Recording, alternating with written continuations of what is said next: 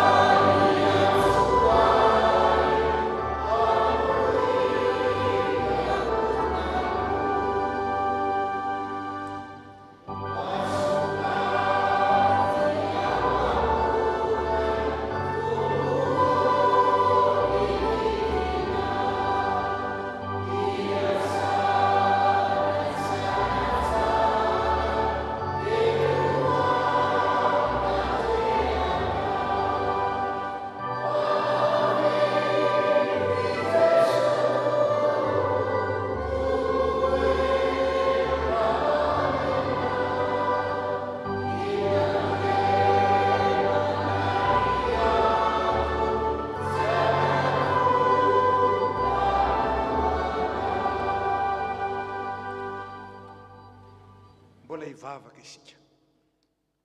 Dia rainay ankalazainay, asandratra avo dia avo ny anaranao ry Tompo Andriamanitray, lay be voninahitra, lay pahary anay ary mpamonjy anay amin'ny alalan'i Jesosy Kristy. Misaotra anao dia misaotra anao zay fa Andriamanitra tsara sady mpanao ny tsara ianao, mitantana ny fiainanay amin'ny fahendreny ianao, ary mandamina azy mba ho amin'ny fahatoniana tanteraka, ary indrindra amin'ny fiadanana no entinay manompo anao, ary ahatongavanay koa mivoreto anio. Misaotra anao zay fa nomenao anay ny fotoam-pilatsasatriny, na ho an'ny mpianatra izany na ho an'ny mpiasa na ho an'ny olon-tsotra, izay nanavaozanao indray ny herim-batana, ny herin-tsaina, hiatrehana ny fidirana sy hanatanterahana adidy sy andraikitra napetraka ao amin'ny tsiraray sy amin'ny daholo be.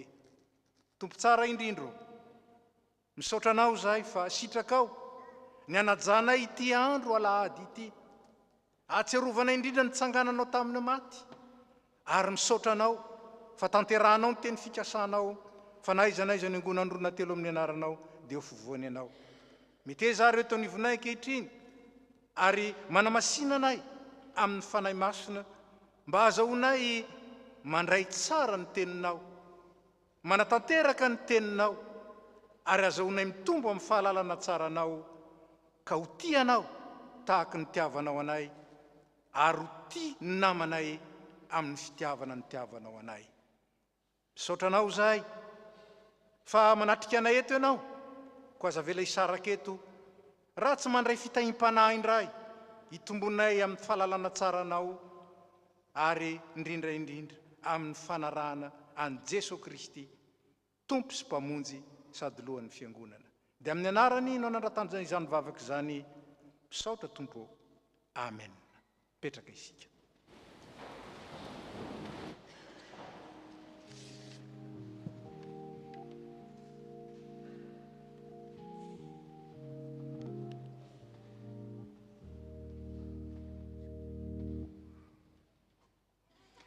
Eno ry havana ary no tsara ny teny manambara ny sitrapon'Andriamanitra ao amintsika indray amin'ity alahady ity. Aoka ianareo mpanatanteraka ny teny fa tsy ho mpiainy fotsiny ka mamita tena. Manoloana izany sitrapon'Andriamanitra zany andeha arisika andiny tena mba handraisantsika ny fahamarinana ary alantsika amin'ny lalam-pitaka rehetra. Ivavaka isika.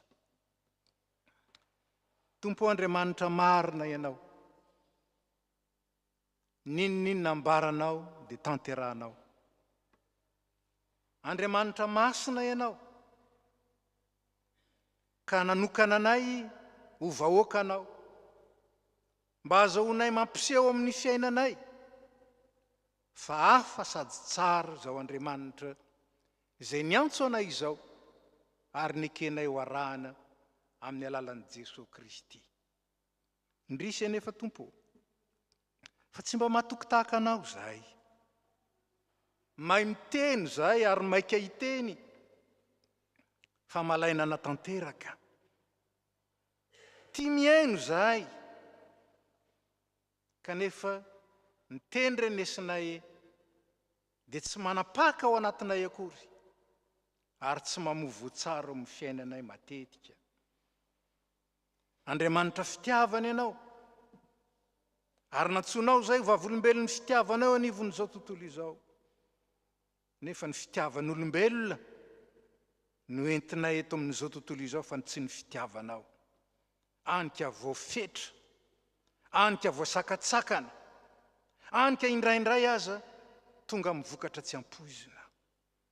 Misaotranao anefa zay fa manaiky anavao anay indray ianao. Ianao amin'ny alalan'ny fanahinao masina ny mahatanteraka aty anatinay ny teny fahamarinana ka dia amasino zahay mba tsy ho mpiainy fotsiny fa ho mpanatanteraka ny teny ary vavolombelon'ny fahamarinana ny teninao amin'ny asa, amin'ny toetra ary amin'izay ambaranay koa. Dia matoky izany zahay satria manaiky amindra fo aminay ianao ary manaiky anavao anay ianao miaraka ny fiangonana. Irainay be famindram-po mitalao aminao zay mamelany elokay. Diovy zay ho afa-pahotana, sasao zay mba ho afa-keloka ary avao ny fanahinay mba vonoka anao. Ny fitiavan'i Jesosy zanako mpamonjy anay no angatanay aminao.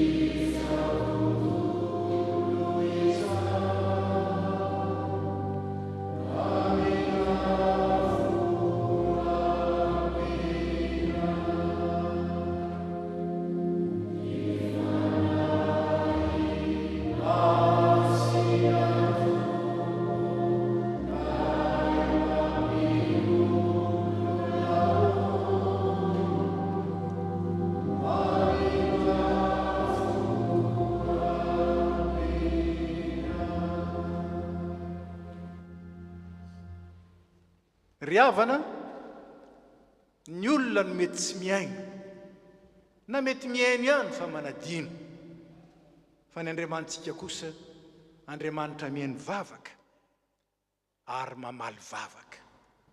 Andriamanitra izay tia famindram-po ary manavao ny famindram-pony indray ho any zay rehetra matoky azy ka tia andeha amin'ny fiavaozam-piainana.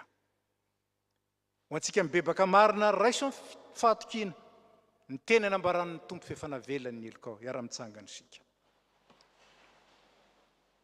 Hoy ny tompo, satria nino anatra ianao ka nanetry tena teo anatrehako, izaho efa niaino.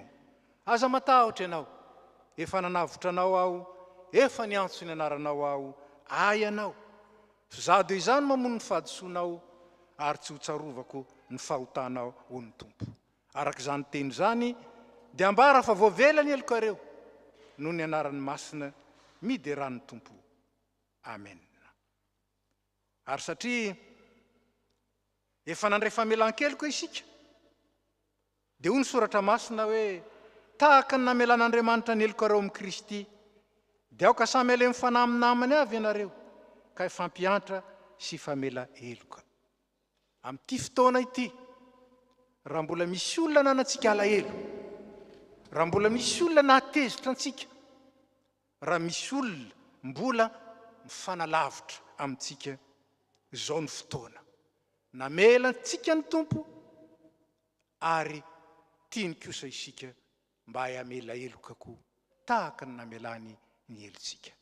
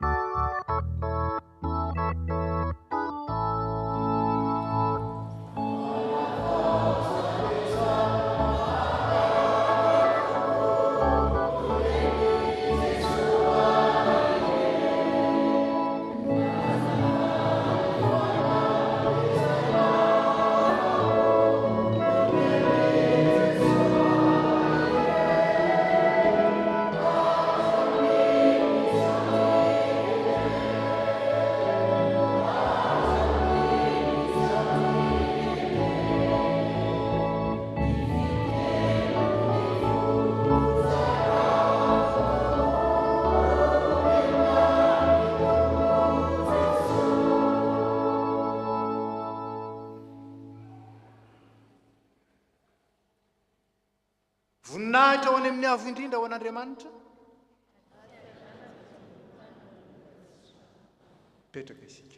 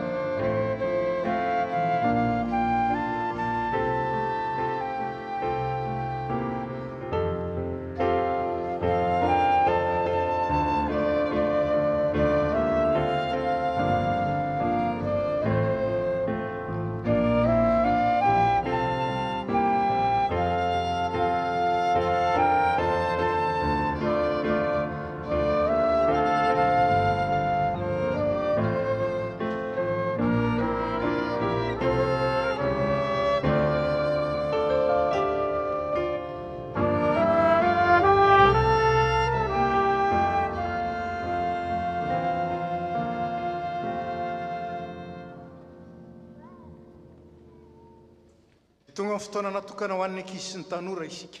Je demande aux enfants et aux jeunes ici présents de se lever pour chanter ensemble le cantique numéro 761, première et deuxième strophe.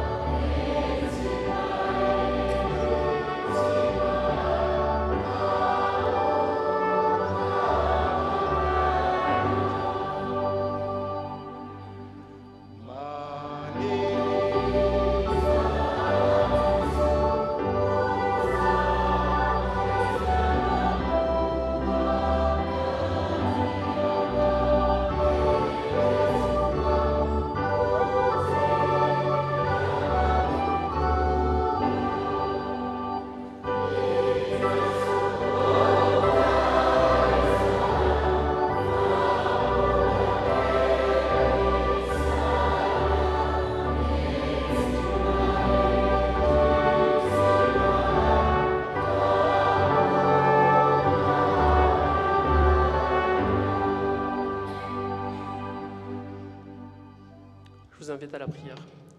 Prions.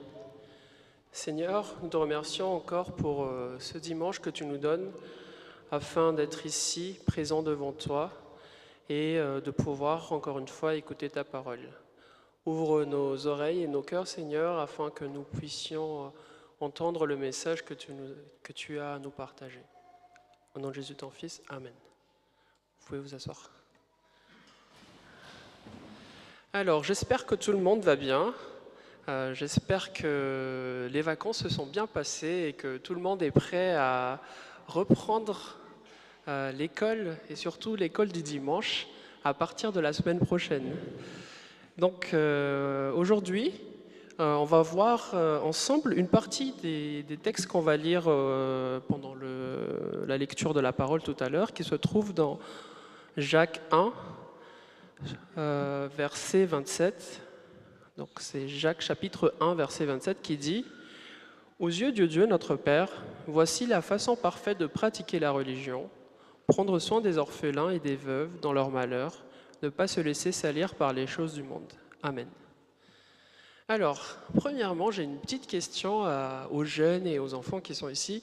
Est-ce que ceux qui savent ce que c'est un ambassadeur peuvent lever la main, s'il vous plaît? Il n'y en a pas beaucoup, dis donc. Est-ce que ceux qui savent ce que c'est un ambassadeur peuvent lever la main? Même les moins jeunes, alors. Ok. Alors, pour ceux qui ne savent pas, c'est quoi un ambassadeur? Un ambassadeur, c'est quelqu'un qu'on a choisi pour représenter un pays dans un autre pays. Par exemple, si un ambassadeur de France va dans un autre pays, il va représenter la France tout entière. Donc tout ce que la personne va dire, tout ce que la personne va faire, on va considérer ça comme ce que la France fait et ce que la France dit. Et nous, je ne sais pas si vous le savez, mais on est des ambassadeurs du ciel. C'est-à-dire qu'on est des ambassadeurs de Jésus-Christ dans le monde. Donc, qu'est-ce que ça implique? Ça implique que tout ce que nous allons dire, faire en dehors de l'Église, les gens vont interpréter ça comme ce que les chrétiens devraient faire ou plus directement ce que Jésus ferait. Donc, la rentrée approche, vous allez rentrer dans de nouvelles classes, vous allez voir de nouvelles personnes et sachez que vous êtes des ambassadeurs du ciel. Donc votre comportement en classe, votre comportement dans la cour de récréation votre comportement pendant les cours, ça doit représenter ce que Jésus demanderait. Donc, qu'est-ce que ça veut dire? Être tout simplement comme Jésus. C'est-à-dire être gentil avec ses camarades, être obéissant par rapport aux professeurs, aux parents, savoir partager, savoir suivre ce qu'on vous demande. Et le message d'aujourd'hui, c'est tout simplement ça, c'est savoir obéir à la parole et savoir ne pas se salir par rapport au monde. C'est-à-dire que si un copain vous dit « Viens, on va jeter des cailloux sur les autres », il faut réfléchir à 2 fois et ne pas le faire. Et voilà, c'est le petit message pour vous aujourd'hui. Soyez des bons ambassadeurs pour la rentrée et que Jésus soit fier de vous. Je vous invite à la prière. Prions. Seigneur, merci pour ce petit message que nous avons reçu et faites que ce message puisse vraiment rester dans notre cœur pour cette rentrée, pour que tout ce que nous fassions puisse te représenter, Seigneur, et que ton Saint-Esprit travaille en nous afin que nous puissions être les meilleurs ambassadeurs pour toi. Au nom de Jésus, ton Fils. Amen.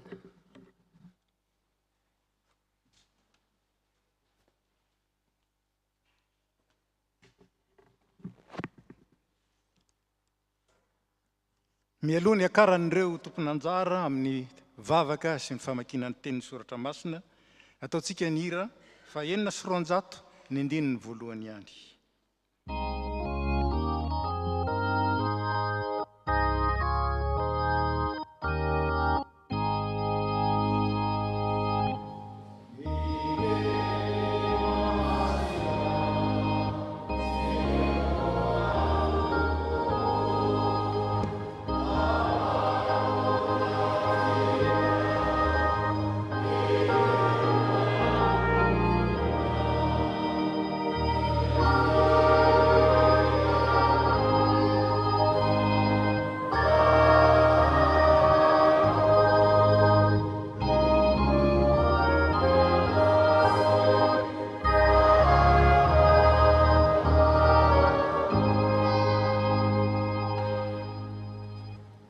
Ivavakantsika.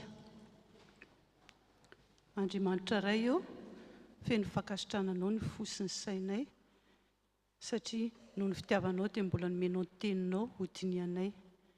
Fanahy masonao, misaotra anao, mibitsika aty anatinay ny famarinan'ny teninao sy ny fitarihanao anay, raha hieno sy hamaky ny teninao izahay, ka tsy homba ho mpihaino mpanadino ihany.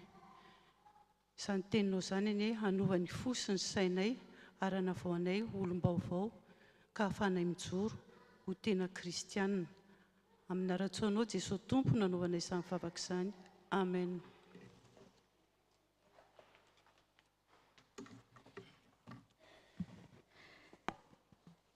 Iaraka mamaky ny teny isika. Ny fakiteny voalohany izay natokana ho antsika androany dia hita ao amin'ny Deutéronomie 4 andininy voalohany ka hatramin'ny andininy 15. Bokin'ny Deutéronomie 4 andininy voalohany ka hatramin'ny andininy 15. Ovakitsika amin'ny dikateny iombonana na dième zany ovakitsika amin'ny anaran'ny Tompo. Ary hoy indray Mosesy hoe ankehitriny ry Israelita, eno ny lalàna amampitsipitsika izay ampianariko anareo ho tanterahanareo mba ho velona ianareo ka hiditra sy hanana ny tany izay omen'ny Tompo Andriamanitra ny razambenareo anareo. Aza ampianareo ny teny izay andidiko anareo ary aza naisorana fa tandremo ny didin'ny Tompo Andriamanitra reo izay ampitako aminareo. Efa nahita maso izay nataon'ny Tompo noho ny amin'ny Baala tao Peora ianareo, fa ny olona rehetra nanompa an'io Baala io taminareo dia naringan'ny Tompo Andriamanitra reo tsy ho aminareo intsony. Fa ianareo ny fikitra tamin'ny Tompo Andriamanitra reo kosa dia samy velona avokoa izao anio izao. Araka izay nadidin'ny Tompo Andriamanitra indro ianareo efa nampianariko lalàna amampitsipitsika ho tanterahinareo any amin'ny tany izay efa hidiranareo mba halainareo ho fananana. Kotandremy sy tanterao izany fa hieverana anareo ho endry sy manantsaina eo amin'ny mason'ny firenen-kafa. Andre ireny lalàna rehetra ireny mantsy izy ka ho lohabolana hoe mba vahoaka hiendry sy manaintsaina tokoa io firenena lehibe io. Fa aiza no misy firenena na dia lehibe aza, manana Andriamanitra akaiky azy, tahaka ny mahakaiky antsika ny tompoandriamantsika, izay mamaly isaky ny antsony. Ary aiza no misy firenena na dia lehibe aza, manana didy amamitsipika, marina tahaka izay fehezan-dalàna arosika eo anoloanareo anio izao. Amen.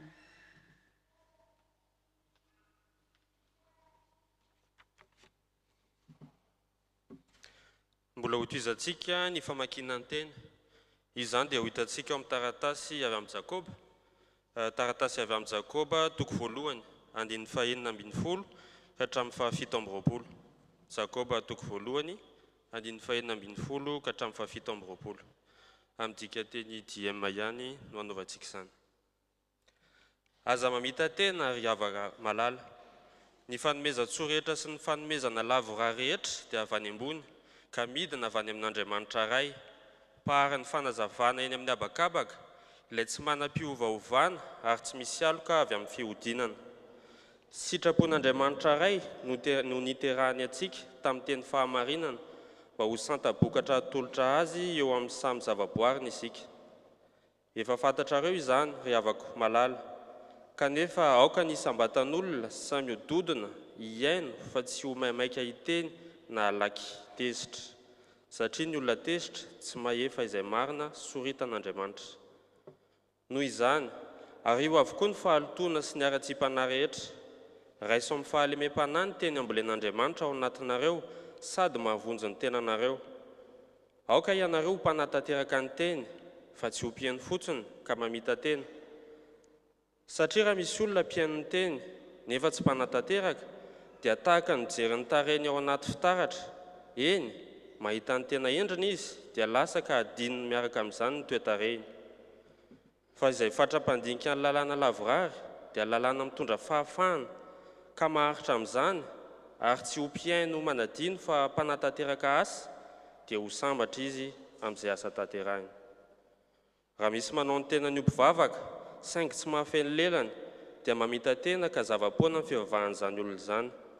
Fa amin'Andriamanitra iray ny fivavahana madio sy tsy misy tsiny dia izao: ny miay ny kamboty sy ny mpitondra tena amin'ny fahoriana mahazo azy, ary ny miaro tena tsy ho voapentipentin'izao tontolo izao. Amen.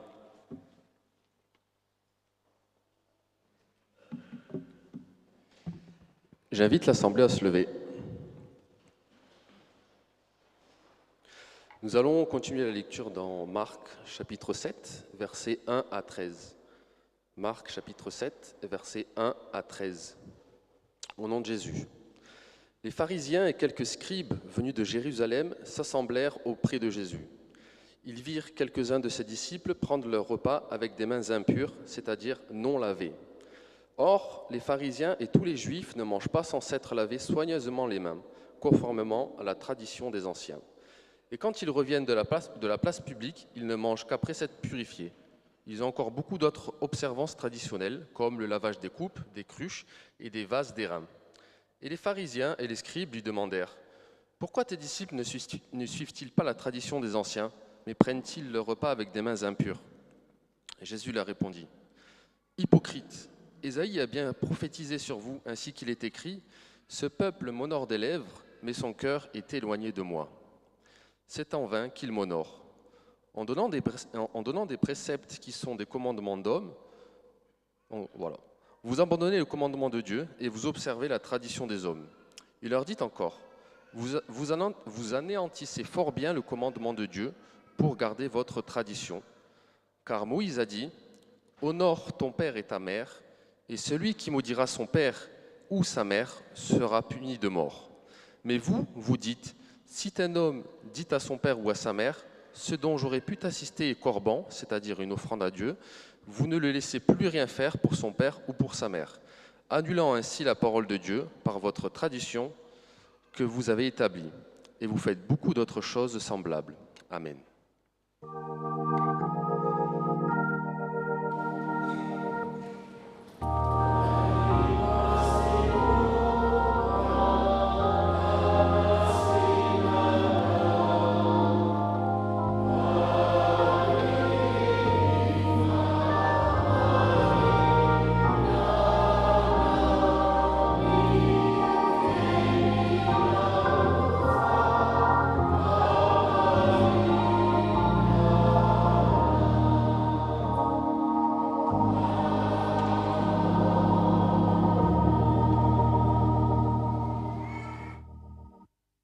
Ny finoantsika ny teny zay novakiana sy noenoina dia rahantsika manonona ny fanekam-ponoana apôstôlika izay raisantsika amin'ny mino manerana izao tontolo izao.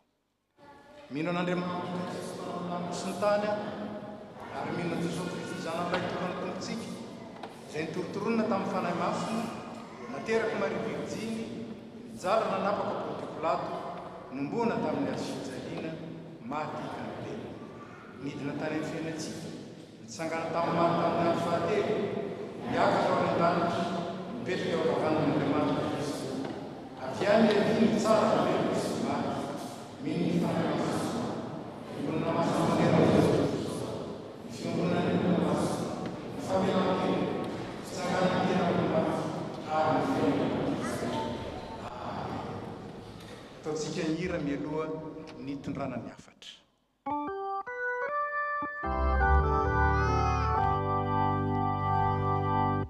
Ny tenenao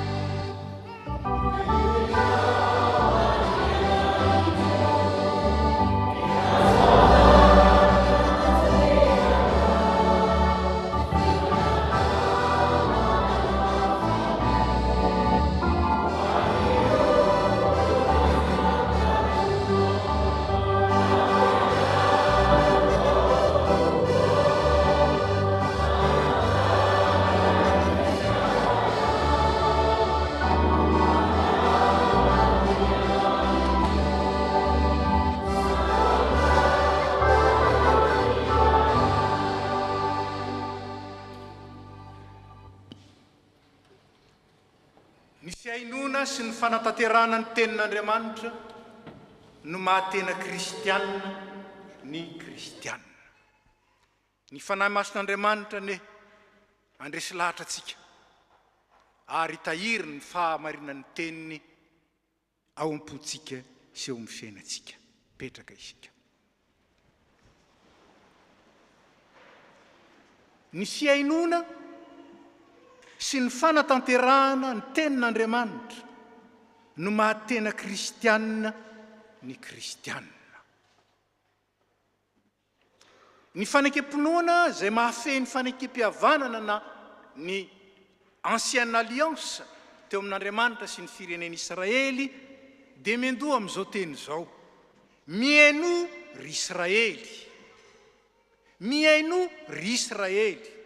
Jehovah Andriamanitsika dia Jehovah iray ihany, koa tiavan'i Jehovah Andriamanitra ao amin'ny fonao rehetra sy ny fanahinao rehetra ary ny herinao rehetra. Deutéronome 9:1-5. Miaino ry Israely. Ary zany no anarana nentina ny lahazana ny fanekam-ponoana teo amin'ny Israely, no hoe miainoa ry Israely. Ny fivavahana amin'io Andriamanitra Jehovah io zany dia miorina amin'ny fiainona. ny fiainona ny fototry ny fifandraisana sy ny fifamatorana eo amin'ilay Andriamanitra manao fanekena sy ny vahoakany izay manimaly izany fanekena izany. Zao anefa ny hoe miaino amin'ny soratra masina dia tsy hoe mandre na sendra nahare fa mifono finiavana volonté ho isika, mifono finiavana ny teny hoe miaino. Zany hoe raha dika dia zao hoe meteza iaino, mivonona iaino, aoka hifantoka tsara amin'ny fiainona ny fihetsika ao rehetra sy ny ao anatinao rehetra. Tsy ilay miainoaino, tsy ilay miaino ilany. Misy ny olona sasany eo amin'ilay fotoanany toroteny iny izy vao tena tia miresaka dia manao commentaire izy. Rehefa manao commentaire ny toroteny ianao dia ampinao zany le tenin'Andriamanitra, zany ny heviny. Hanika tsy mifantoka tsara amin'ny fiainona, hanika manjary miaino vilana, fa ny miaino amin'ny soratra masina dia miaino tsara, mifototra tsara amin'ny fiainona, mampifantoka ny fony manontolo, iaino an'Andriamanitra miteny aminy. Mahazatra amin'ny fiangonana ny filazana hoe zao sika dia andre ny tenin'Andriamanitra. Fa ny dikany hoe mandre ny tenin'Andriamanitra dia mandre an'Andriamanitra miteny aminy, zany no heviny. Miaino an'Andriamanitra miteny aminy. Ary zany no mahatonga ny mpitandrina na ny mpitoroteny manao tony akanjo fotsitsony mba tsy ariary hoe zao ndray ny akanjony tao, ny vilana ndray ny lobaka nanaovany na ny bokotra etsetra etsetra. Takona ny zao akanjo zao. Ny maha izy ilay mpitoroteny fa Andriamanitra miteny amin'ny vahoaka, zany no izy. Isaky ny manatrika mpitoroteny isika dia zany no tokony ao an-tsaina. Izy indray ilay mitoroteny. Dia ilay mpitoroteny no ao an-tsaintsika fa tsy ilay Andriamanitra naniraka azy. Tsy ilay Andriamanitra miteny amin'ny alalany. Ao amin'ny bokin'i Jeremia mpaminany dia impolo miverina, impolo. Ny tenin'ny tompo manao hoe ny fomaraina koa aho naniraka ny mpanompoko hiteny aminareo. Ny fomaraina Andriamanitra mba hiteny amin'ny olony. Naniraka ny mpanompony, naniraka ny mpaminany hiteny aminy. Mampalahelo fa zao no anohizan'ny tompo azy eo amin'ny bokin'i Jeremia. Ny fomaraina koa naniraka ny mpanompoko hiteny aminareo, nefa tsy niaino ianareo. Nefa tsy niaino ianareo. Fatatsika tsara ilay famaritana hoe miaino teo mety nahaino ihany izy fa tsy niaino. Mety niaino ihany izy fa niaino vilana. Mety niaino ihany izy fa nampinina na nesorany izay teny reny. Tsy zany ilay miaino, mbarany soratra masina. Ka malahelo Andriamanitra rehefa mba te hiteny amin'ny olona izy, nefa ny olona miainoaino fotsiny eny, tsy miaino tsara, ary misy aza tsy miaino mihitsy. Fony mbola kely zay dia nahavarinanay zany. Fa rehefa tonga ny fotoanany toroteny dia mba mivoaka ao tokotany ao anao dia feno olona mifoka sigara ao mitazatazana sy miresadresaka. Fotoanany toroteny. Zany hoe Andriamanitra te hiresaka amin'ny olona, izy manokon-dresaka. Andriamanitra te hiteny aminy, izy mifampiaino amin'ny samy izy. Tsy miaino. Malahelo Andriamanitra rehefa tsy te hiaino azy ny olony. Na mety miaino ihany fa tsy mifantoka, tsy concentré. Miainoaino aho iteo, na miaino ilany, miaino vilana. Hoy ny Deutéronomie 4:4. Aza ampinareo ary aza nesoranareo ny teniko izay andidiko anareo. Aza ampina ary aza nesorana. Ary zany no mazava-dehibe ilay mifantoka tsara. Satria raha tsy mifantoka tsara, misy very. Ary zany ilay mazava-dehibe ilay mifantoka tsara. Satria raha mbola samy miaino feo hafa any ianao dia ampinao feo hafa ny tenin'Andriamanitra. Dia tsy teniny intsony zany. Teny mifangaro. Teny sadasada. teny maloto. Paoly apôstôly dia milaza fa io tenin'Andriamanitra io ihany no hany tsara, io ihany no hany ankasitrahana, zany hoe azahoana sitraka, io ihany no hany marina. Araka ny Romanina 12:2 antsika tsara, miova amin'ny fanavaozana ny saina, amantaranareo ny sitrapon'Andriamanitra, dia izay tsara sady ankasitrahana no marina. Inona ny tsara? Zay araka ny sitrapon'Andriamanitra. Inona no ankasitrahana? Zay araka ny sitrapon'Andriamanitra. Inona ny marina? Zay araka ny sitrapon'Andriamanitra. Ary sahala loatra ny mpanoratra ny epistily an'i Jakob zany dia nilaza hoe avy any ambony enge le fanomezana tsara e, le mahasoa anareo nge nidina avy any an-danitra e, fa tsy avy tetỳ an-tany e. Noho zany mila mahay manavaka tsara ary mila manana finiavana. Misy zavatra telo zay miantoka ny fianoana tsara an'Andriamanitra.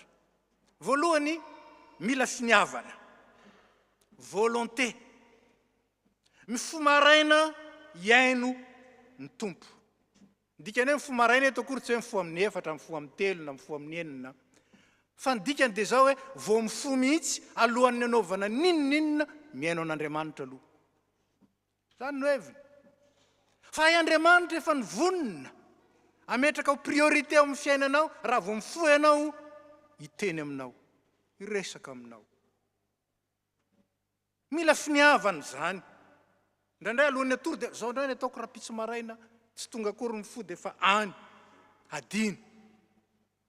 Fa ilay mamelona anao ho amin'ny tontolon'ny andronao dia le teny fiainana. Mifoha maraina iaino, satria tompo koa mifoha maraina mba hiteny. Mila finiavana.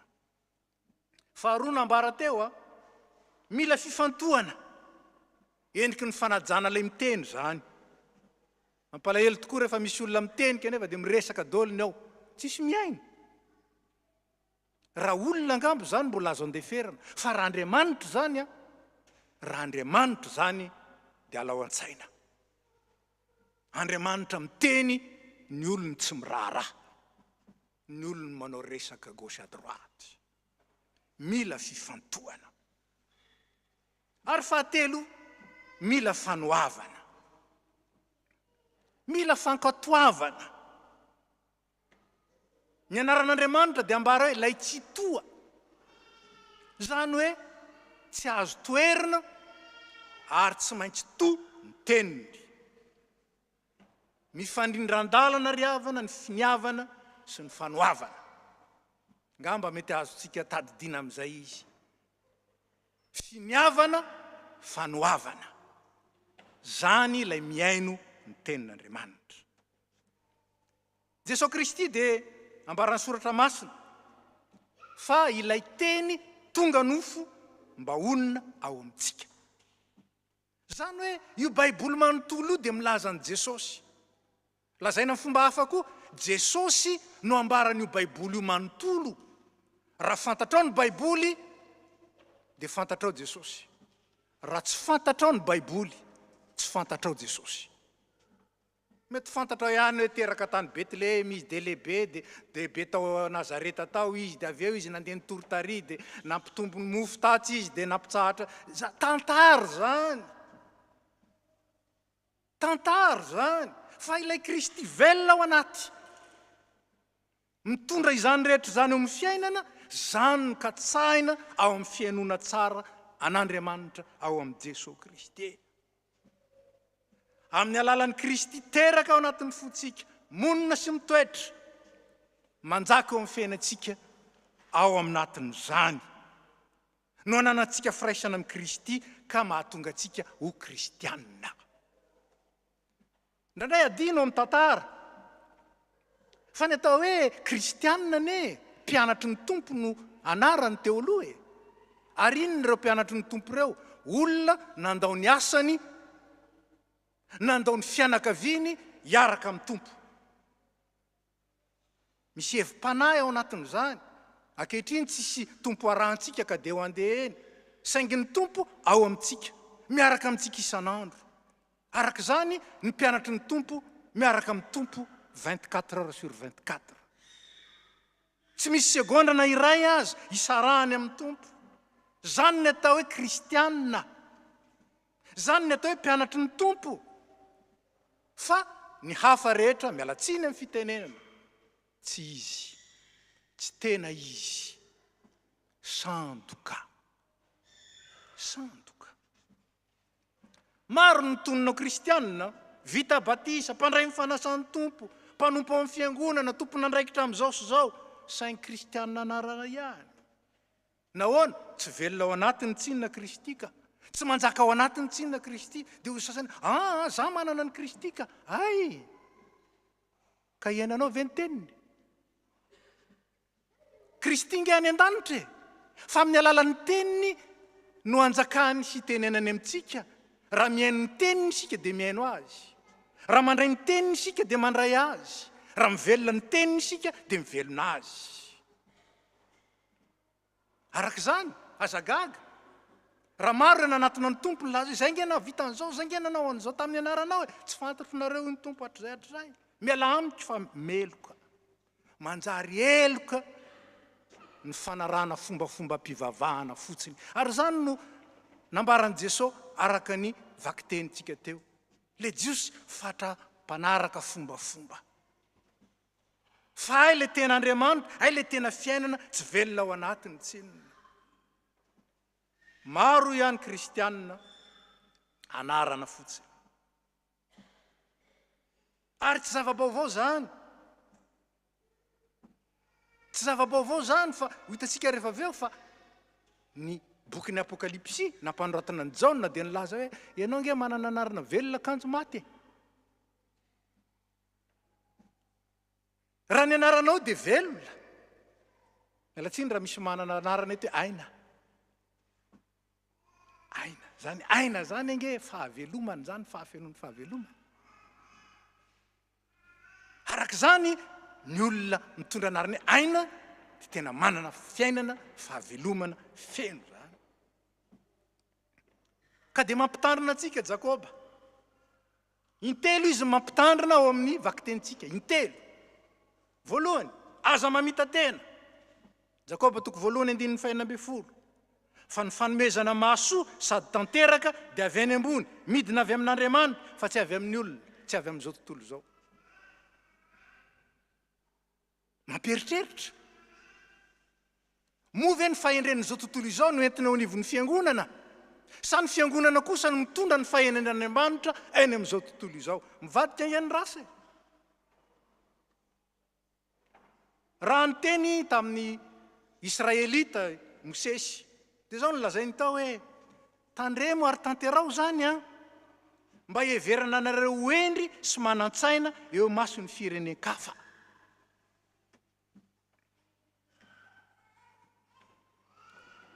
Ay zany le manana an'Andriamanitra dia hitan'ny firenen-kafa fa manana fahendrena hafa, manana saina hafa. Ka raha le anaterakira indray araka ny fitenin'ny malagasy ny milaza fa tsy mahay mandihy, raha be. Raha isika fahazavana eto amin'izao tontolo izao indray no mitondra ny aizina any amin'izao tontolo izao ao anivon'ny fiangonana ka mampitsilopilopy azy, mampirehitra azy amin'ny zavatra mora maty, zany ny fahaverezana zany. Zany ny fahaverezana. Aza mamita tena hoy Jakoba. Aza mamita tena.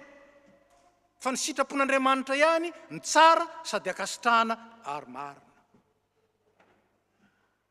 Faharoa, aoka ianareo mpanatateraka ny teny fa tsy mpihaino fotsiny ka mamita tena. Hay zany ny olona mihaino fotsiny, ny olona mahalala soratra masina, nefa tsy mihaina an'izany mamita tena. Atsika moa zany hoe mamita tena zany. Raha fitahan'ny olona ianao mbola sava, ny heverinao marina tsinona ka. Fa ny tenanao mihitsy no mandangy amin'ny tenanao. Zany le atao hoe mamita tena. Lozany e zany e. Aza mamita tena. Ka mpihaino fotsiny fa tsy manatateraka tsinona.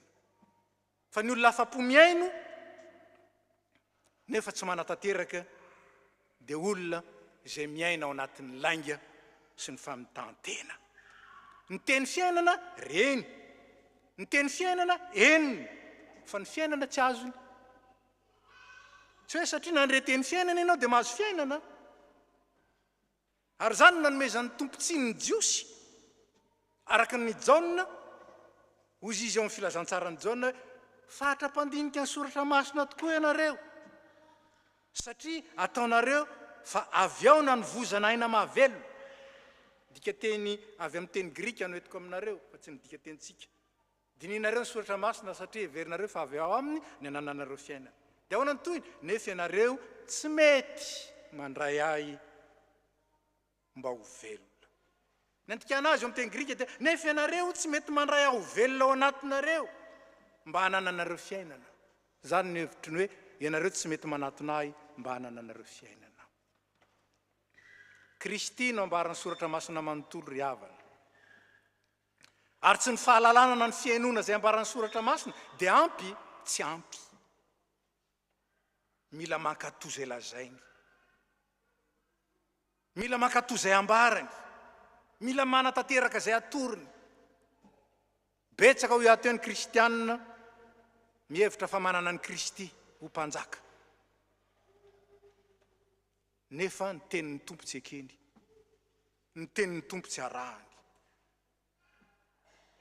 Kristy ane any an-danitra fa amin'ny alalan'ny soratra masina enona tsara sy ankatoavina amin'ny alalan'ny zany no anjakany ao amintsika mamita tena ny kristianina zay tsy manaraka zay ambaran'ny soratra masina manana anarana ho velona kanjo hoe maty ihany mitondra ny anaran'ny Kristy kanjo hay tsy azy fa ny tenany ihany hay tsy azy fa ny zao tontolo zao hay tsy azy fa n'le fikambanana atsy an'le fikambanana atsy fotsiny fa ny kristianina any Kristy fahatelo mamita tena satria mivavabavapoana ny olona zay tsy manatanteraka ny teny zay mampiorina ny fiainany ambara aminy raiso amin'ny alemem-panahy ny teny fiainana zay nambolena ao anatinareo hoy ny mpanoratra ny epistily araka zany tsy hoe finoana fotsiny fahalalana tahaka izao fa finoana ampiarina amin'ny asa fa ny finoana tsy misy asa ho Jakoba dia maty raha nanaraka tsara le Deutéronomie toko fahaenina teo sika dia zao no ambarany hoe mienory Israely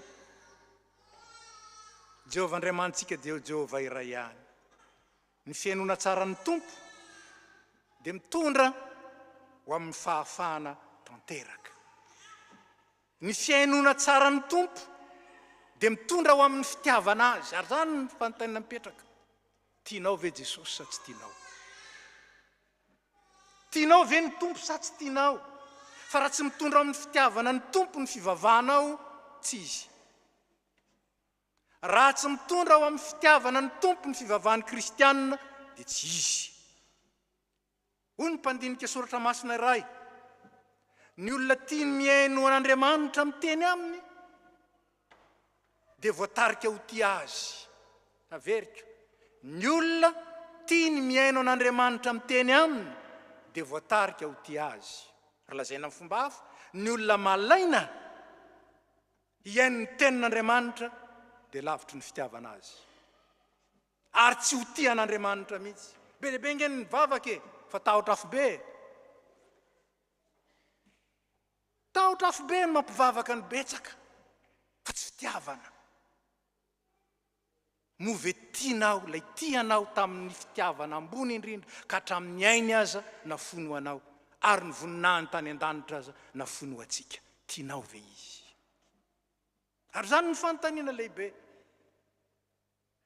fa ny olona tia miaino an'Andriamanitra dia tia azy ary ny olona tia ny tompo dia tia miaino sy manatanteraka ny teniny mba ho zany eny itsika ho zany tokoa eny itsika manahoana le mpifankatia satria araka foana tsy zany ozy le irany amintsika hoe ray minitra monja tsy eo anilanao toy ny 100 taona wow raha mba manao an'izany amin'i Jesosy tsika misokatra io lanitra io misokatra io lanitra io raha isy agondramonja tsy eo anilanao a toy ny mandrakizay ry havana fotoana firy eo amin'ny isan'androtsika eo amin'ny isan-kerinandrotsika no atokantsika ienona an'Andriamanitra ary firy ny lanitsika ienona tenin'olona ienona ny tenin'izao tontolo izao ifampiresahana sy fanakalozan'izao sy zatsy nefa ny tenin'Andriamanitra takona mangina aoka tsy hamita tena ny tena kristianina dia izay mihaino tsara sy manatanteraka ny tenin'Andriamanitra eo amin'ny andavanandro raisy ny fitahiana mitsangana isika ho aminareo rehetra ny fahasoavan'i Jesosy Kristy Tompo ny fitiavan'Andriamanitra ray ary ny firaisana amin'ny fanahy masina mba hanananareo fiainona tsara andraisanareo le fiainana velona ao anatinareo ary ahatonga anareo any Kristy ary Kristy anareo dia fiainana be dehibe ho anareo zany ary fahatanterahana ho an'izay matoky azy matoky ilay miantso anareo izy mahatanteraka izany ho an'izay matoky azy amen petraka isika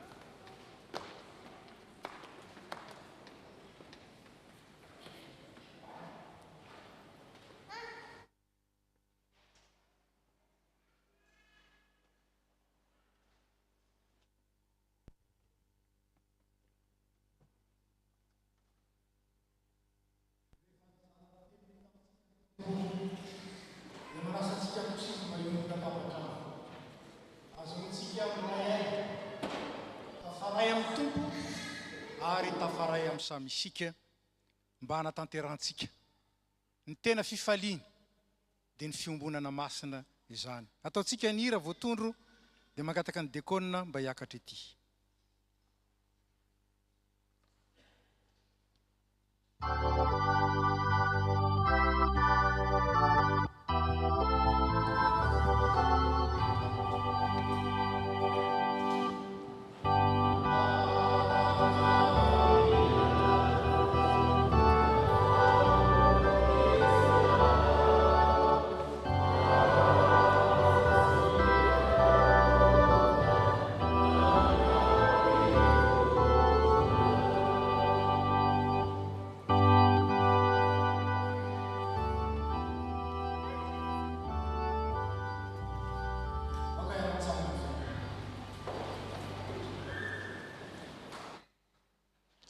Ho aminareo rehetra ny fiadanan'ny tompo. Ao amin'ny Baiboly ny fiadanana sy ny fihavanana dia ray ihany ny heviny.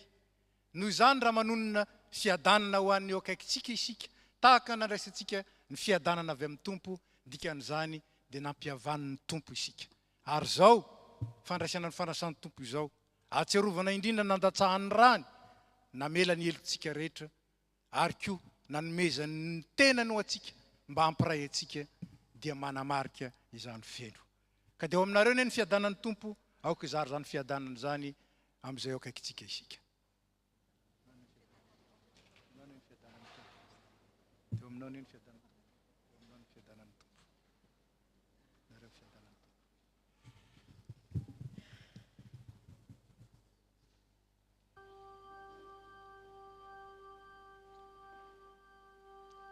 Asandratony fonareo eo amine tompo.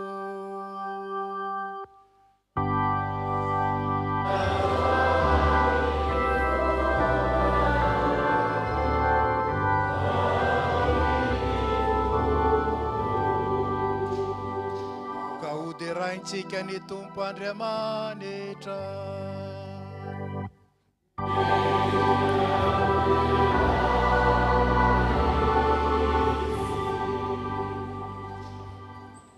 Entiko tompo ray masin'Andriamanitra mandrakizay mahefa ny zavatra rehetra. Mety tsy mahavonjy ny isaoranay anao amin'ny fotoana rehetra sy amin'ny toerana rehetra. Amin'ny alalan'i Jesosy Kristy tomponay izay tianay ary nanolo tena monjy anay. Amin'ny alalany koa ny deran'ny anjely ny fiandriananao. Hitsahon'ny fanapahana sy ny fahefana rehetra anao amin'ny tahotra. Ary arahan'ny fiangonana any an-danitra sy ety an-tany midera ny anaranao amin'ny fiobiana. Ary zay koa ankehitriny tompo, dia miara-manandratra ny feonay amin'izy ireo. Ka mifanajana lehibe no hideranay hoe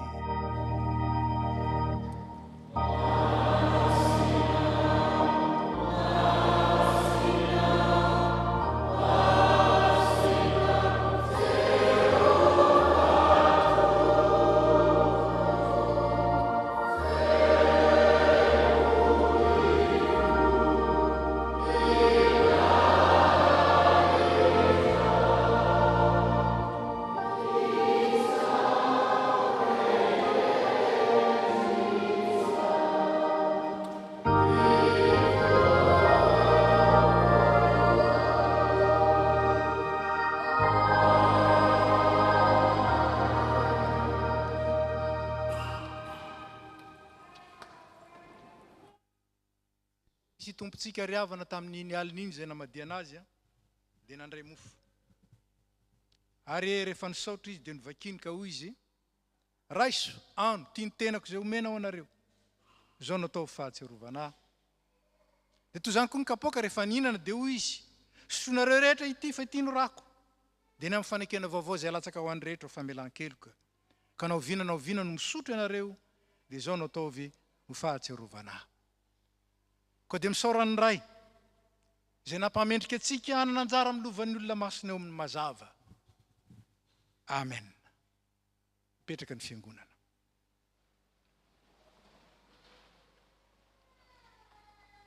Ry havana, araka izany teny fanorenana izany, sady afatry ny tompo rahateo, dia aoka isika atsiaro an' Jesosy Kristy, ilay maty ny solo antsika, sy nitsangana tamin'ny maty ho fanamarinana antsika.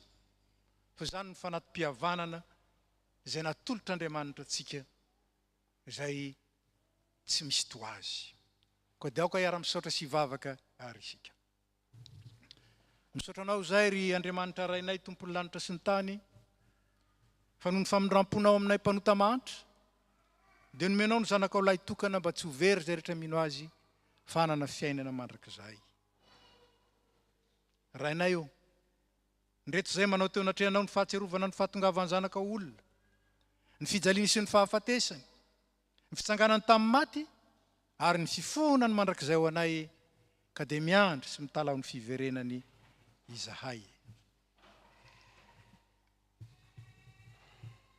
Ankehitriny raha io, haidiny ny fanahy masina mba hameno ny fonay, ka andraisanay tokoa ny tomponay amin'ny finoana velona, amin'izao izy manatona anay amin'ny alalan'ny fanasana izao. Fa ny fanahinao no arinao, anamasinanao, ary anomezanao anay ny zava-tsoa rehetra. Dia ho tsapanay eny, fa manatrika anay tokoa ianao, ka tsy izay intsony ny velona, fa ianao izay sotronay sy hoaninay amin'ny tenanao ara-panahy sy ny ranao ara-panahy no mamelona anay ho amin'ny fiainana mandrakizay. Miaraka ny fiangonana.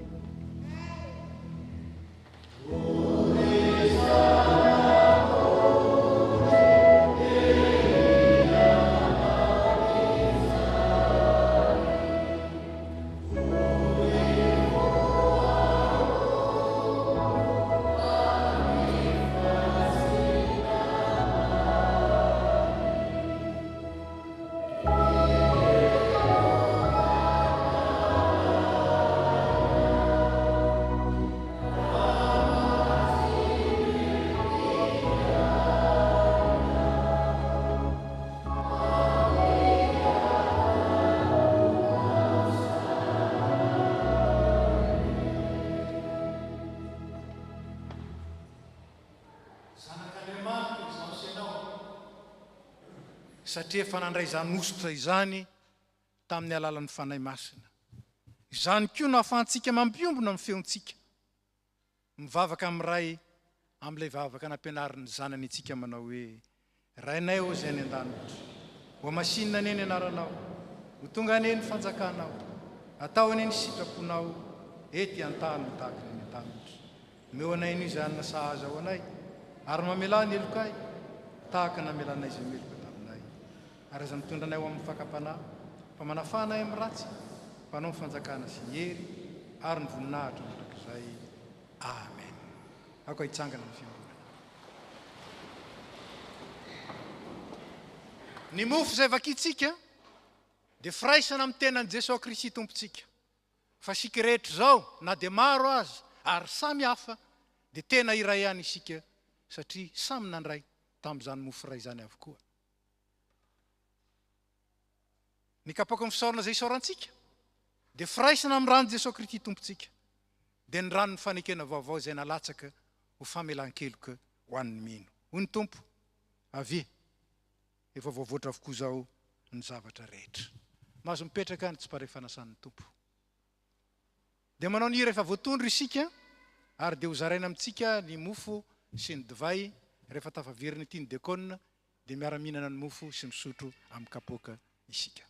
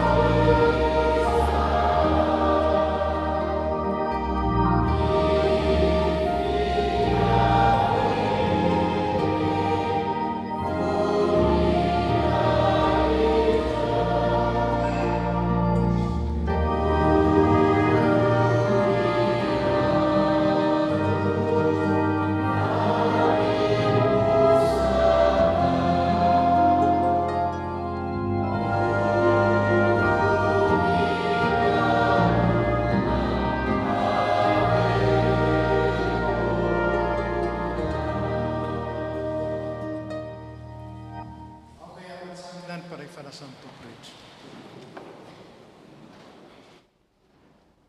Hoy Jesosy Kristy tompo, raiso ano tiany tenako zay omena ho anareo, izao no ataovy ho fahatserovana.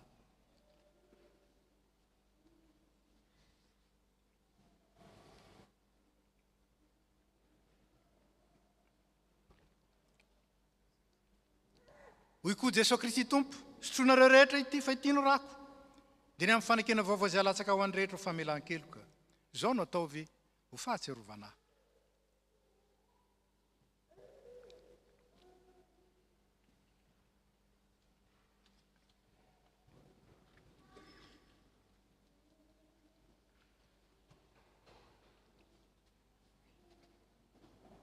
Jesosy Kristy tompontsika izay voaomby tamin'ny hazo fijaliana ka nitsangana tamin'ny maty, no efa nanome anareo ny tenany sy ny rany, izay nanavotana anareo tamin'ny fahotana rehetra. Izy ene, ampahery sy aro anareo amin'izany amin'ny finoana marina ho fiainana mandrakizay mbola ho aminareo ny fiadanana.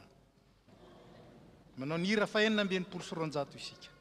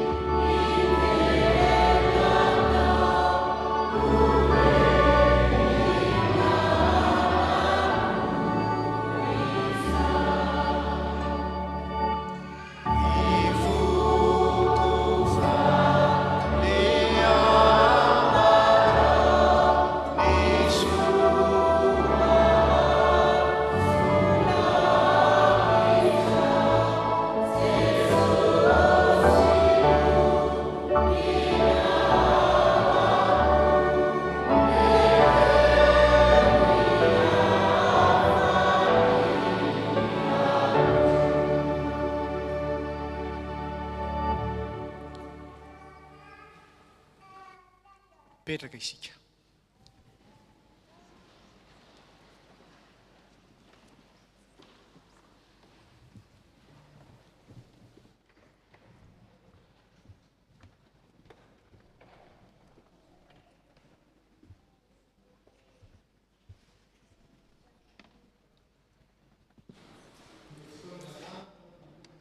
Taka ny tompon'anjara mba hiroso amin'izany.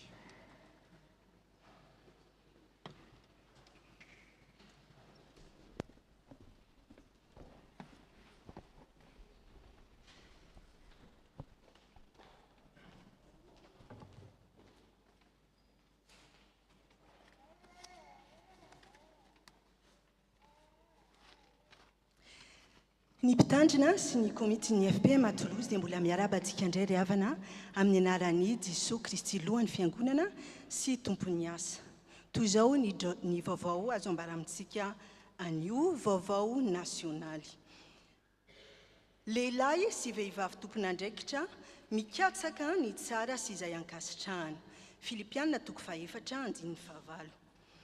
Ho fanamafisana ny fampalalambavao mikasika ny zakabe iraisan'ny SVK sy ny SLK Kristiana eto amin'ny FPMA, izay atao ny 20 sy 20 ary 20 oktobra ho avy izao any Maseb, dia mampatsiahy fa mifarana amin'ny alahady 15 septambra izao ny fisoratana anarana.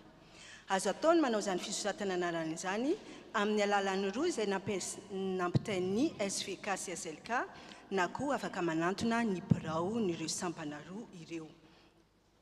Ny fandoavana ny 300 isanjaton'ny sarandasy dia azo atao amin'ny alalan'ny chèque amin'ny anaran'ny USPM à Toulouse na SPS na SEMEP isaky ny alahady manomboka anio voalohany volana septambra, na koa afaka atao virement ho amin'ny anaran'ny USPM à Toulouse.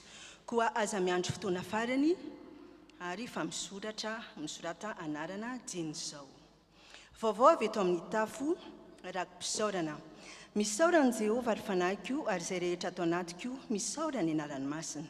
Fianakaviana iray nahazo fahasoavana ka manolotra rakim-pisaorana ho an'Andriamanitra, manolotra 100 € ho an'ny sampana fivoazana. Vaovao avy amin'ny sampana tanora kristianina. Ne pensez plus aux événements passés et ne considérez plus ce qui est ancien. Voici, je vais faire une chose nouvelle sur le point d'arriver.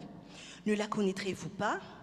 Je mettrai un chemin dans le désert et des fleuves dans la solitude.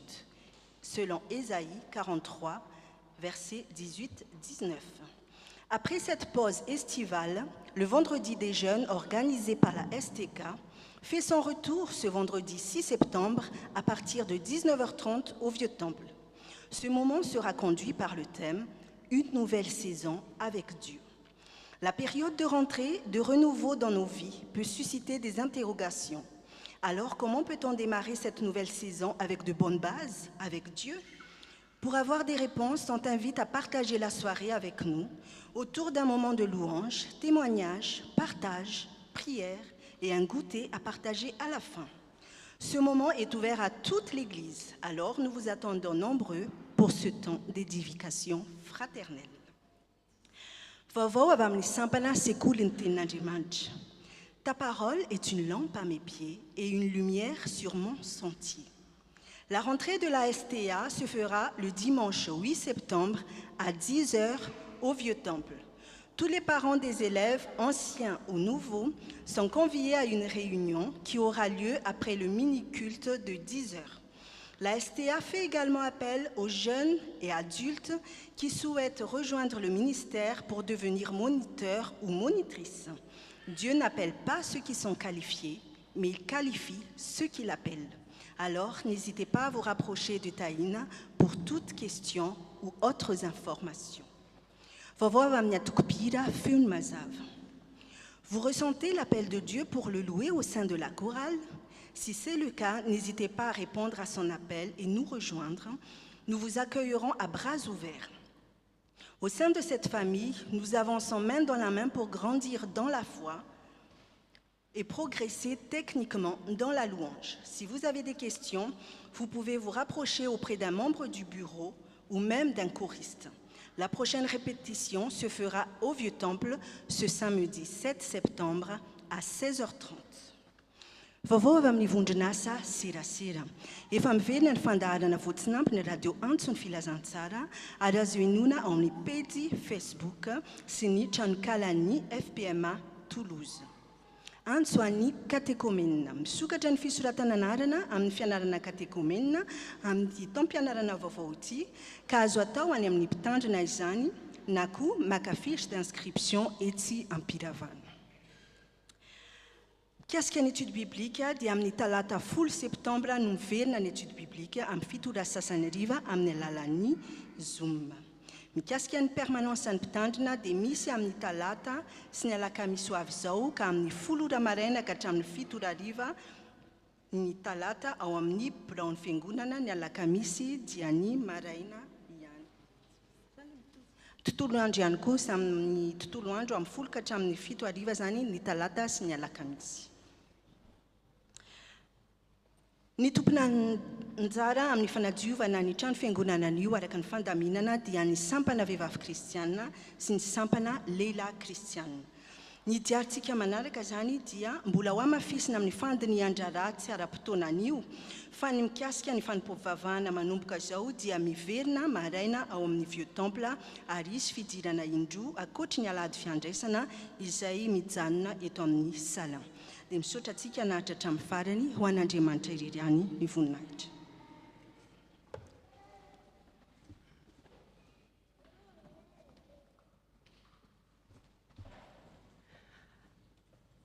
Anio isika dia hiarahaba ireo mpivady vao izay no mafisina ny fanambadiany ka ho antsony eto ireo mpivady anankiroa.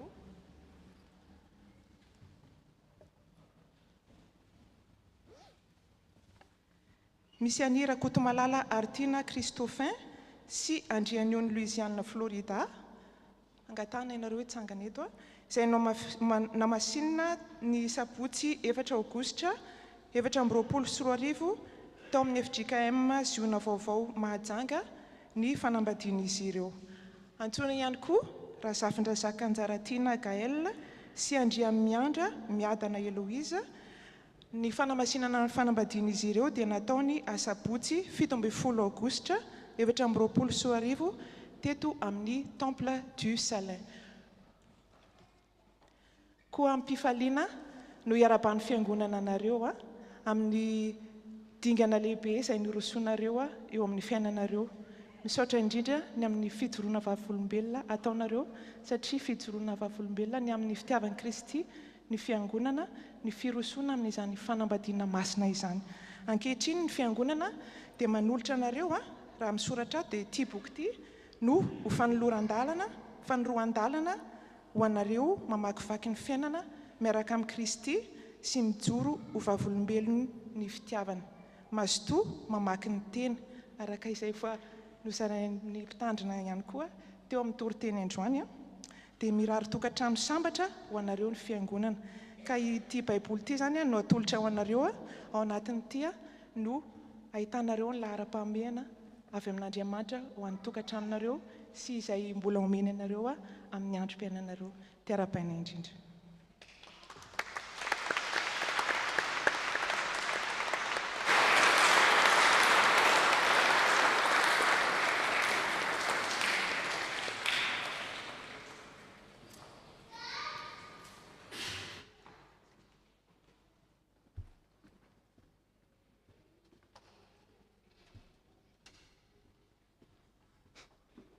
Tsara marihana fa baiboly spécial natolotra ny mpanambady, tsy fomba fotsiny zany fa baiboly antsoina hoe Bible pour le couple, une Bible qui se lit à deux.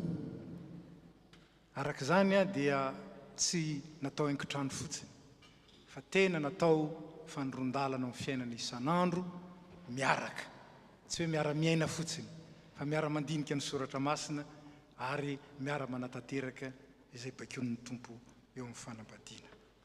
Fanaontsika koa ny miarahaba ireo vahiny vao tonga nareo izay mandalo ka raha misy amintsika zao vao tonga eto dia angatana hitsangana tompoko mba arabaina amin'ny anaran'ny fiangonana.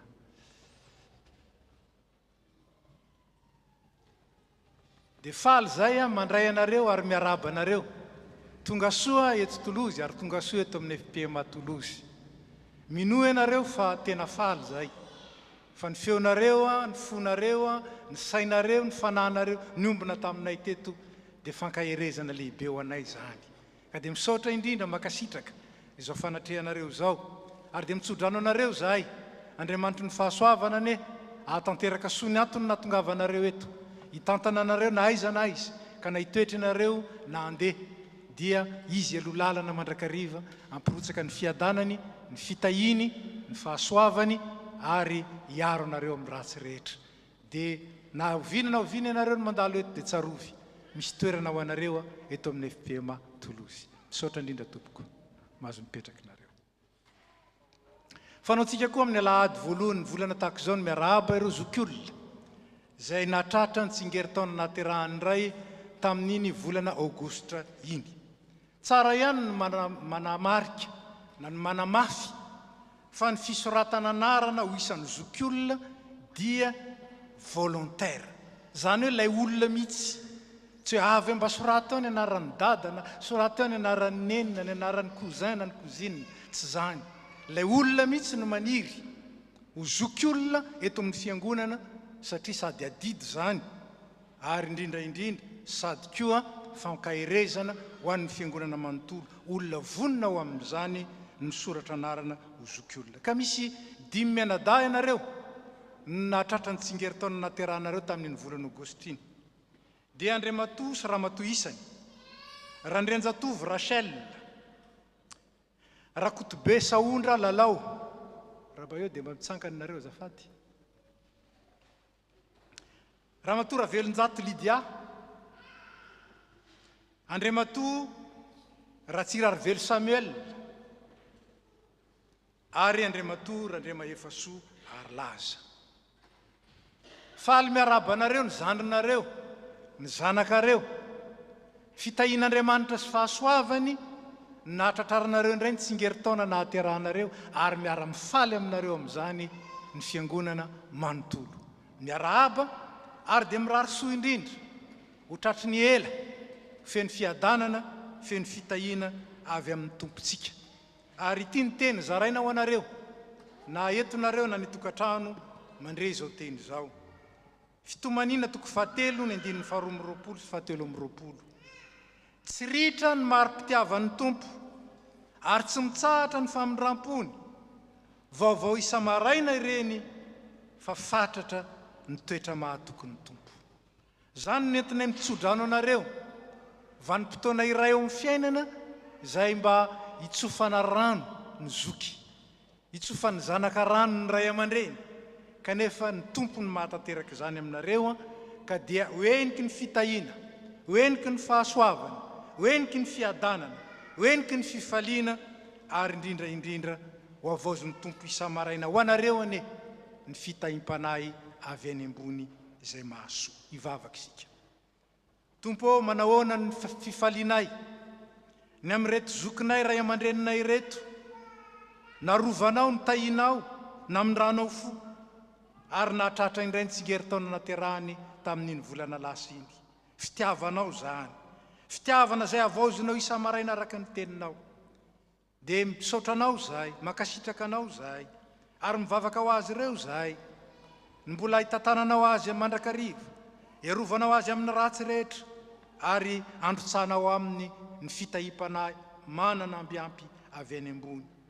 Dia ianao tompo no hitantana azy ireo, ary hifanatitra amin'ny vady sy ny zanaka ary ny zafy sy ny taranaka rehetra. Mahatoky ianao, ilay efa niantso azy ireo mpiombonaina amin'ny zanakao, ianao hatanteraka izany ho voninahitry ny anaranao. Dia deraina ny anaranao ray zanaka fanahy masina ao amin'i Jesosy Kristy. Amen. Dia mirary soa indrindra tompoko, ary manatitra ny fiarabana mahazo mipetraka ianareo.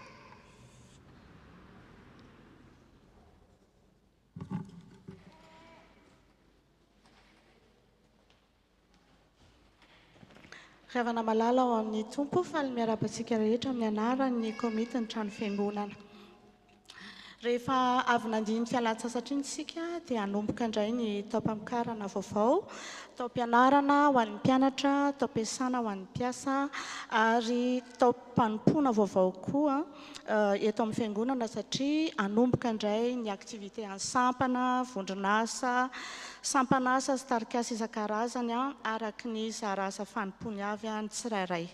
Ny vaovao lehibe amin'izao fidiran'izao dia efa nampitaina tamintsika ny fiovan'ny fanompom-pivavahana izay akatsika fanapahan-kevitra rehefa avy eo amin'ny akatoka.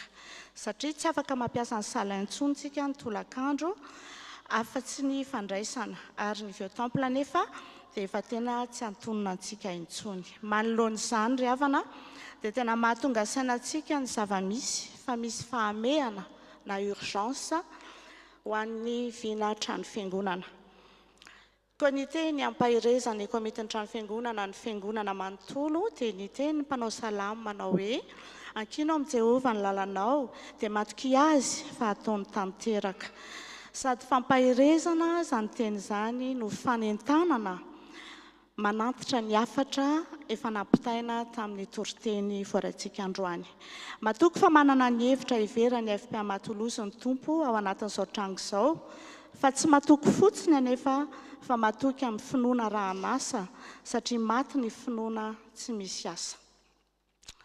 Manaraka izany dia manao tatitra fohy amin'ny toe-bolan'ny trano fiangonana, araky ny hitantsika amin'ny soratra amin'ny fafana dia 151 057,78 ny hoentimanana eo am-pelatanana ankehitriny.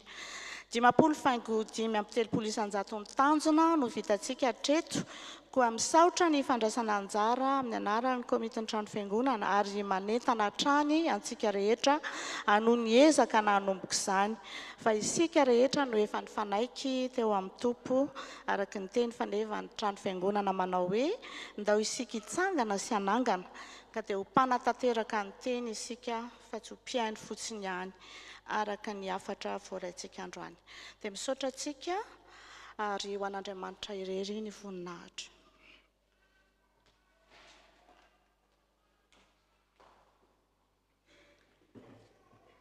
Noho ny fandinihan-draharaha izay tanterahana, ary satria moa mandeha zoom izao fanompom-pivavahana izao, dia taperitsika mihitsy aloha ny fanompovavahana vao miditra amin'ny fandinian-draharaha isika ka dia tonga amin'ny fotoana ny rakitra isika izao aemitra orinan'ny rakitra zany mivavaka fisaorana sy fangatahana tonga amin'ny fotoana ny rakitra isika izao manao ny hira voalahatra isika misy ny rakitra tatazana ho an'izay te andoha amin'ny alalan'ny carte bleu dia misy ihany koa ny panier connecté izay mijoro ety anoloana ngatahantsika androso avy hatrany dia ataontsika ny hira izay efa voatondro tsaroa fa izay manome fifaliana no kasitrahan'Andriamanitra.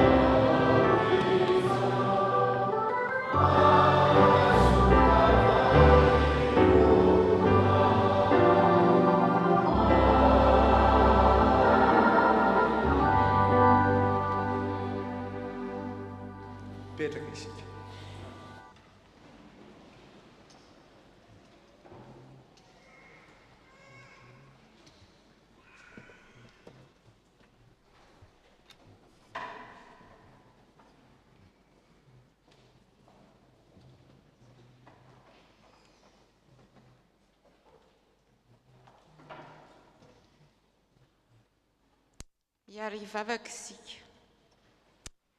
Iray zanaka sy fanahy masina, saotranao izay fa tanteraka soamantsara ny fanompoana masina natrehanay teto androany.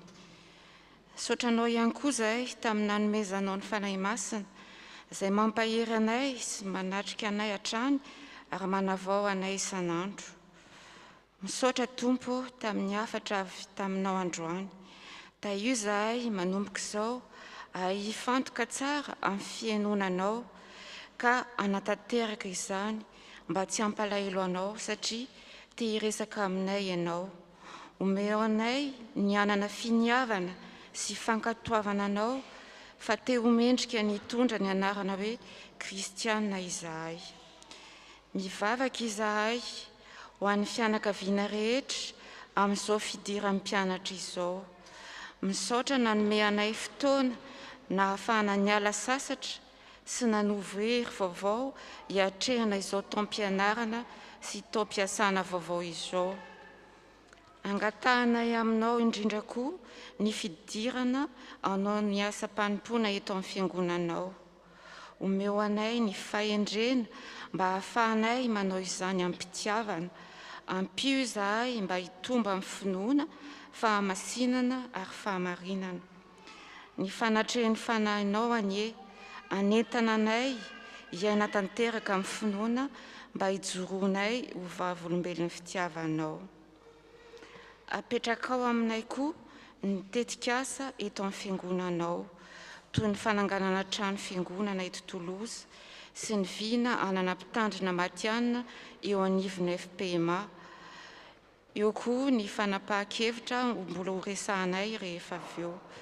Ianao anie anome aingam-panahy sy fandresen-dahatra ho an'ny tsirairay, azoto andray anjara, fa ianao efa nilaza fa tsy foana tsy akory ny fikelezanay aina ao aminao.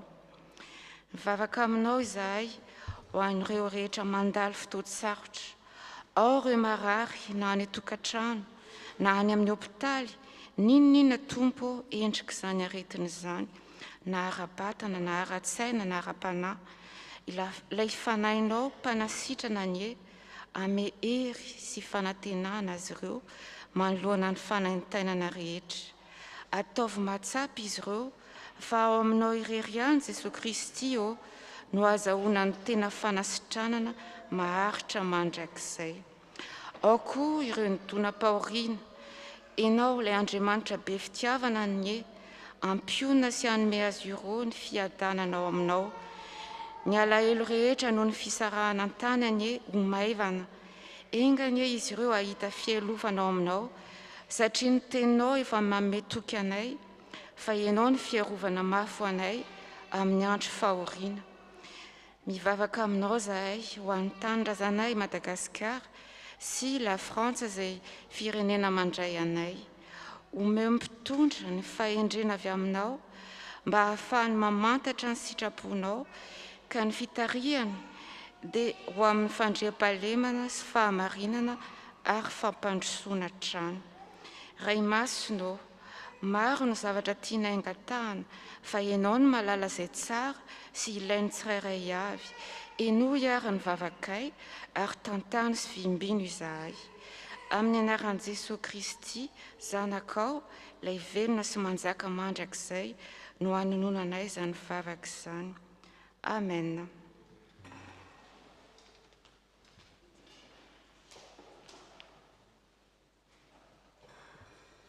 Eo am-pitsanganana ny irantsika ny hira fa 4telopolo mialoha ny afatra sy ny tsodrano.